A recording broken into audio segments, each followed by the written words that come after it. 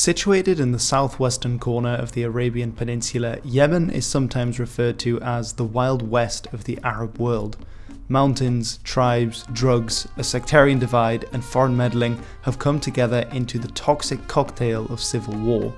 Houthi rebels, armed with an impressive arsenal of rockets and with Iranian backing, face off against the Yemeni army propped up by a Saudi-led coalition who are in turn supported by several Western powers. At the same time, an armed group fights for the secession of Southern Yemen, while Al-Qaeda in the Arabian Peninsula further muddies the waters, fighting against all other factions present. Humanitarian organizations are warning that Yemen is facing the world's worst humanitarian crisis. So how did it come to this? This is History of Today, the Yemeni Civil War. Today's video is sponsored by Morning Brew, the email newsletter that's great to digest alongside your first cup of coffee in the morning. Before subscribing to Morning Brew, I'd often have a slow start to the day, but now I can catch up on all the important updates from around the world in just 5 minutes. Unlike a lot of traditional media sources, which can be very dry and dull in their reporting style, Morning Brew is both relevant and witty in its delivery of the facts. For example, this week I learned that several countries are fining those yet to be vaccinated, while birth rates in China are continuing to drop. If you're interested in business, finance, or tech, Morning Brew is for you, and it's completely free. What's more, it only takes 15 seconds to subscribe to. It really is that fast. Click the link in the description to subscribe today and enjoy your morning brew.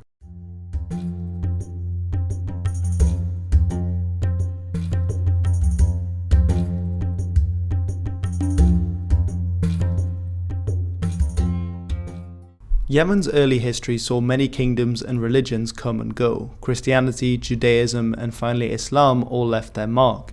In the 19th century, the northern part of Yemen was incorporated into the Ottoman Empire, whilst the southern two-thirds fell under a British protectorate. After the First World War, the north became the Mutawakkilit Kingdom of Yemen, while it wouldn't be until 1967 that the south became the independent and then Marxist-Leninist People's Democratic Republic of Yemen. Despite Western, Saudi, and even Israeli backing, North Yemen would also fall to Republican and Egyptian soldiers in 1970, following the protracted North Yemeni Civil War, which would drag on for 8 years and become known as Egypt's Vietnam. The relationship between the Yemen Arab Republic and South Yemen was fraught for nearly 2 decades, though in 1988 they discussed unification, the new country of the Republic of Yemen being born in 1990. Their respective armies did not unify, however, and in 1994, following economic marginalization of the south and the use of jihadist terror groups against southern politicians by northern President Ali Abdullah Saleh, a civil war broke out over whether the new union would be upheld. After less than 3 months of fighting, the North won and the Republic survived, with Saleh becoming president. Against all odds, Saleh perfected the art of dancing on the heads of snakes, navigating the incredibly complex sectarian, tribal, and political landscape of Yemen. One of these snakes was the growing presence of Al-Qaeda in the Arabian Peninsula, or AQAP, who Saleh targeted just enough to secure American funding, but tacitly allowed to operate against his enemies. A bigger serpent would be that of sectarian division underneath the fabric of Yemeni society.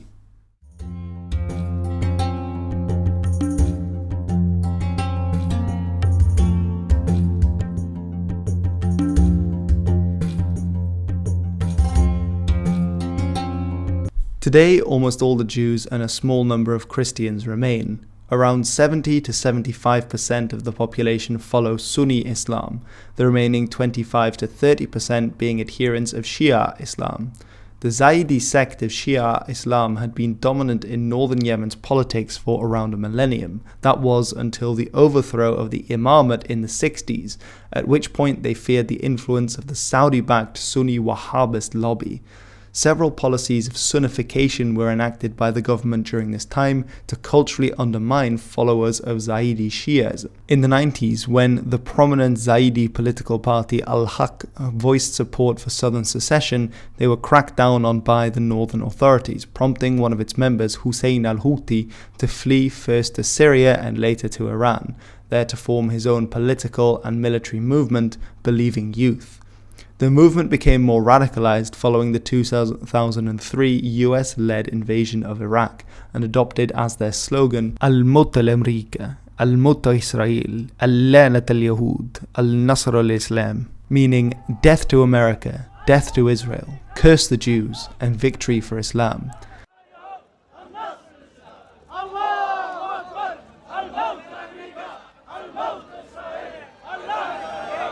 Al-Houthis followers engaged in wide-scale protests against the government in the early 2000s, these riots becoming gun battles after the killing of Hussein al-Houthi himself in 2004, thus kickstarting a Shia insurgency against the Yemeni government in the mountains around Sana'a, the capital. While it may be comfortable to paint events in Yemen as a black and white conflict between Sunni and Shia, it is rather more a patchwork of different shades of grey. Not all Zaydis are Houthis, and not all Houthis are Zaydis either. They have had support from some Sunnis in the past as well. In fact, until 2011, the Houthis were fighting the regime of President Ali Abdullah Saleh, himself a Zaydi, with the backing of large numbers of his co-religionists in Yemen. Instead, it may be more apt to view the Houthi more as a revisionist branch of Zaydism, opposing the establishment's traditional Zaydism. The movement's enemies, both Sunni powers like Saudi Arabia and indeed opposing Zaydis, accuse the Houthis of selling out to Iran, a Shia but not a Zaydi power. And while the exact nature of the relationship between the two is not known, funding and weaponry have certainly crossed the Persian Gulf.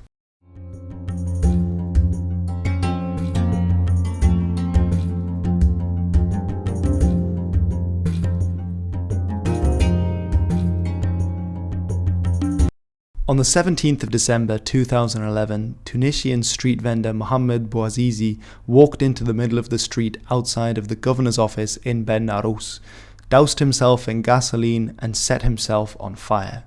The flames would engulf not only Bouazizi's nation of Tunisia, but would reach across the Arab world, becoming known as the Arab Spring.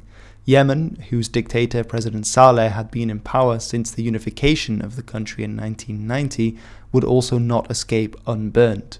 Demonstrations began across the country, with tens of thousands marching against the government in January.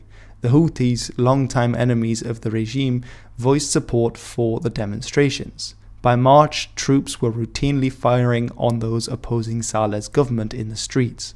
Despite agreeing a deal with other Gulf powers for a transition to greater democracy in April, President Saleh reneged on his word at the 11th hour, on 3 different occasions. The following day, the Hashid Tribal Federation, one of the most powerful in Yemen, declared support for the opposition, instigating armed clashes between its fighters and the Yemeni troops. Saleh was injured by shell fire in June and flew to Saudi Arabia for treatment, something many in the country interpreted as his departure from office, though in early July the government again rejected the demands of the opposition. The political stalemate and street fighting continued until November, when the Gulf Cooperation Power were able to mediate Saleh's transition of power in favor of his vice president, Abdroba Mansour Hadi, who became president in February of 2012. Despite being open supporters of the demonstrations, the Houthis refused to accept the deal brokered by the GCC and by extension of the presidency of Hadi, thus starting the country on another slipstream to civil war.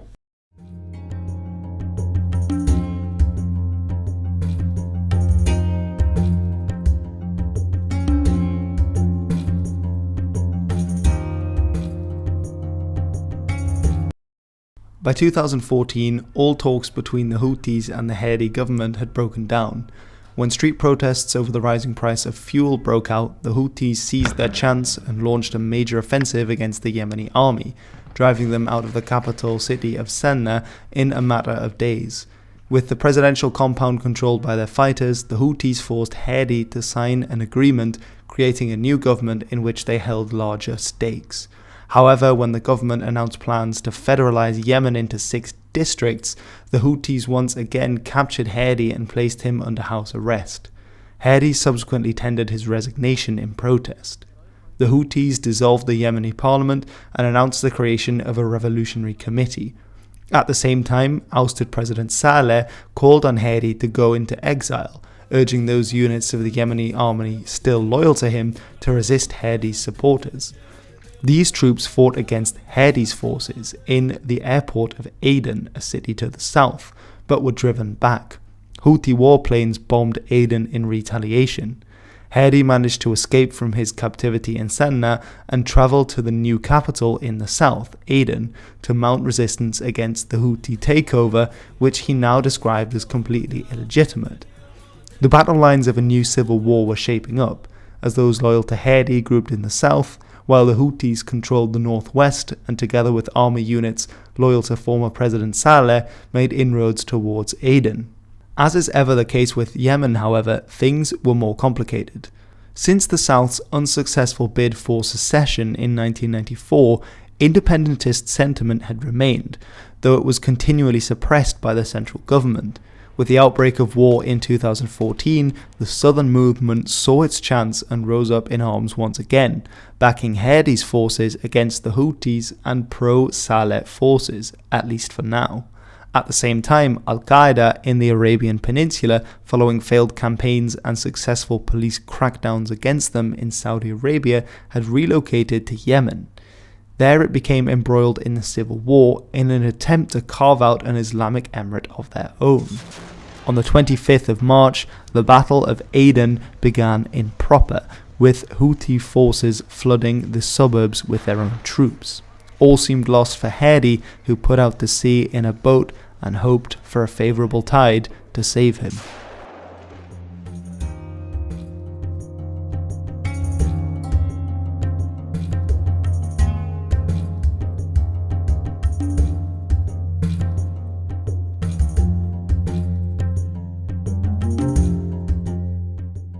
On the 26th of March, a day after the start of the Houthi offensive against Aden, the de facto capital of the parts of Yemen still loyal to President Hadi, Saudi Arabia entered the war in earnest, launching Operation Decisive Storm, a campaign of bombing runs and a naval blockade aimed at halting the rebel advance. The Saudis were not alone, spearheading a coalition of forces hailing from the UAE, Sudan, Bahrain, Kuwait, Qatar, Egypt, Jordan, Morocco and Senegal. They also contracted private military company Academy, formerly known as Blackwater, to fight against the Houthis. Despite Saudi bombing and shelling from the Egyptian Navy, the Houthis entered Aden's city centre in the last days of March, and there faced fierce resistance from pro-Hadi forces and armed civilians alike. Several contingents of foreign troops were deployed to fight against the Houthis on the ground, who in combination with Saudi air power were finally able to drive the rebels out of Aden on the 21st of July. In late 2015 and early 2016, the Houthis racked up several victories to the east of Aden, but they soon found themselves being forced back by AQAP fighters who took control of the Zinjibar and Ja'er districts. Saudi air power has since also targeted AQAP positions in and around Aden, as well as those of the Houthis. Saudi Arabia and the other coalition members have several stakes in the conflict raging in Yemen. As the custodian of the two most sacred sites in Islam, Mecca and Medina, as well as being the most powerful country in the region, Saudi Arabia views itself as the protector of the Sunni Muslim world. As the largest Shia Muslim power and the vanguard of the revolution that will herald the return of the Mahdi or Messiah, Iran has strategically opposed Saudi Arabia, the two frequently engaging in proxy wars in the region, such as in Iraq and in Syria. Given the links between Iran and the Houthis, the Saudis are unwilling to tolerate a resurgent and radical Houthi government taking power on its doorstep. Not only are they ideologically opposed, but with the capture of the Yemeni arsenal's stockpile of Scud missiles, the Houthis can, and indeed have, fired on targets within Saudi Arabia itself. While well-placed attacks on the oil fields could be devastating for the Saudi economy, it could soon become catastrophic if they decided instead to target their water desalination plants along the Red Sea coast. Saudi Arabia relies on desalinated seawater for 50% of its total drinking water. A coordinated attack by Iran targeting those on the Persian Gulf and an Iranian proxy like the Houthis targeting those on the Red Sea would be a complete disaster for the Saudis.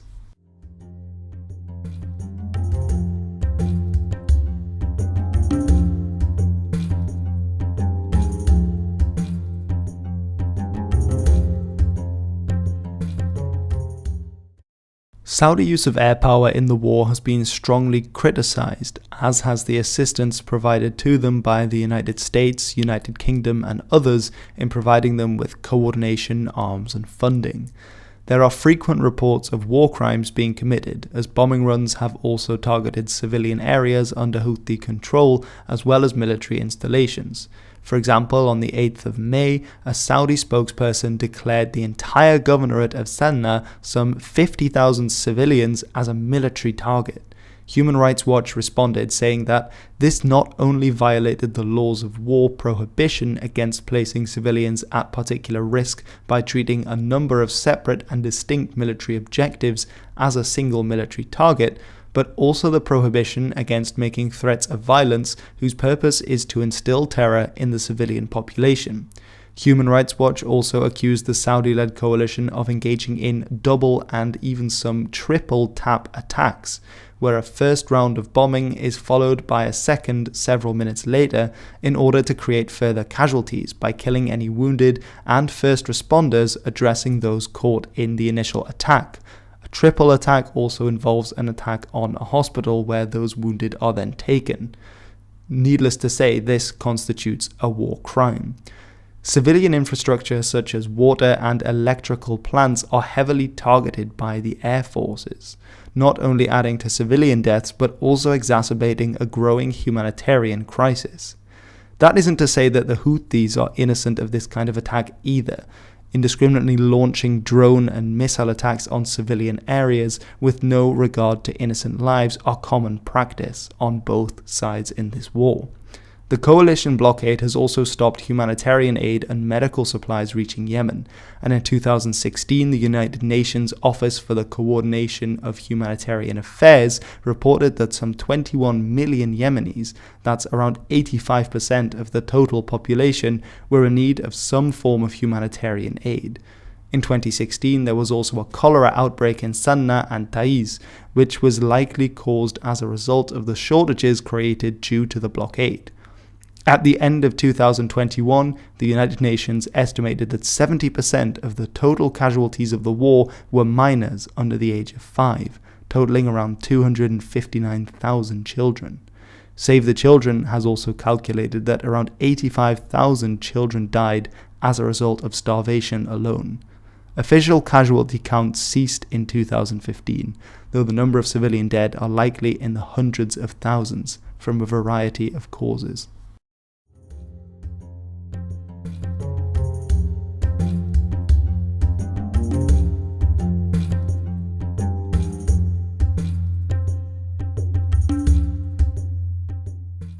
After Saudi Arabia, the United Arab Emirates supplied the most ground forces fighting against the rebels in Yemen from any international power, numbering some 10,000 troops in total. These were largely involved in training and logistical support for anti-Houthi forces, many of them being stationed in Aden. Tensions ran high between Emirati forces and President Hadi, who was a difficult man to get along with by many accounts.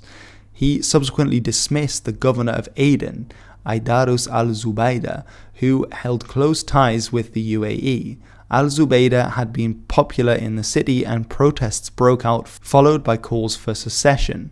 With Emirati assistance, the Southern Transitional Council was established on the 11th of May, with its aim securing the independence of South Yemen once again, and began preparing for an attack against their erstwhile allies. On the 28th of January 2018, STC fighters launched a coup d'etat against Hadi's government in Aden and declared a state of emergency. This now split the main body of anti-Houthi forces, with Hadi's government backed by the Saudis facing off against the secessionist southern movement backed by the UAE. In light of this, the Emirati Air Force also bombed Yemeni troops loyal to Hadi in late 2019 as part of a counterattack against Aden, which was now controlled by the southern secessionists. On the 26th of April 2020, the STC declared self-government. Rapprochement was made between Hadi's Yemeni cabinet and the Southern Transitional Council in a deal brokered by the Saudis in the interest of creating a united front against the Houthi coalition involving a power-sharing agreement.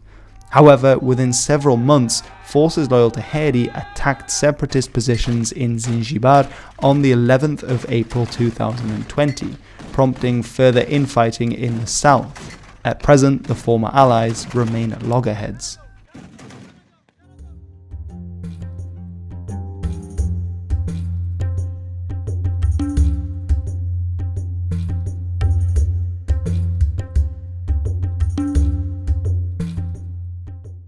To further complicate the situation, another armed insurgency in Yemen has taken part in fighting against both Houthi and anti-Houthi forces.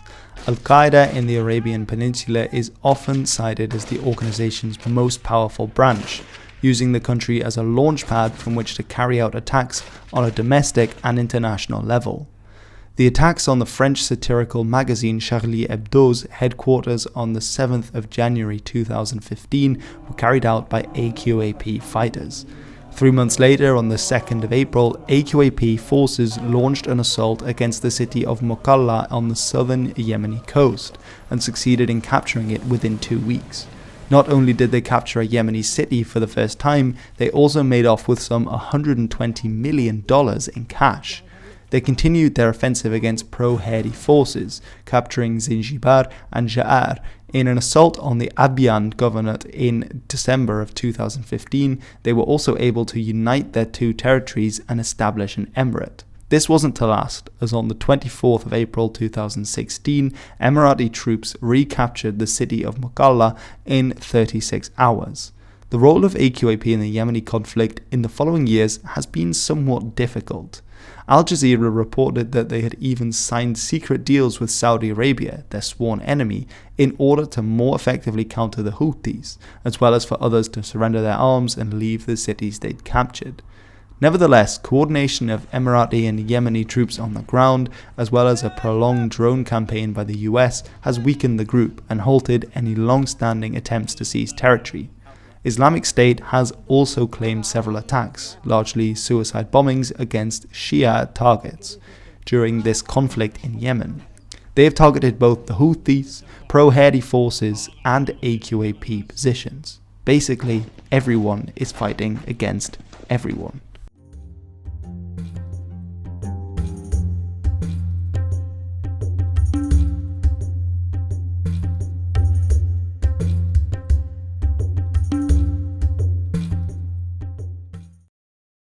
At present, the Houthis control all of what used to be North Yemen, with the exception of the Marib Governorate, which is heavily contested between it and government forces. Pro-Hadi forces largely control the empty entirety of the eastern two-thirds of the country. Since their split with the STC in 2018, the southern secessionists have captured swathes of territory around Aden in the country's southwest, as well as the city of Mukalla further to the east around the coast. While ousted from the cities it once controlled, AQAP is still strong, particularly in rural areas, and shouldn't be discounted in future developments of the situation on the ground. While the UAE has pulled out most of its ground forces already, the Saudis are also looking for an exit strategy in Yemen. Since the major offensives of 2014 and 2015, the war has become a protracted stalemate, punctuated by coalition airstrikes and failed ceasefire talks. When in 2017 the former President Saleh openly called for talks with the Saudi-led coalition and the Hadi government, he was gunned down by his nominal allies, the Houthis. Secret talks with the Houthis have been held by Saudi Arabia since 2019, though with the Houthi offensive on the resource-rich and indeed the last stronghold of the pro-Hadi government in the Marib Governorate, it seems unlikely they're willing to make peace when victory seems to be in their grasp. And in the meantime, the population of Yemen, who have endured 8 years of brutal war, will continue to suffer.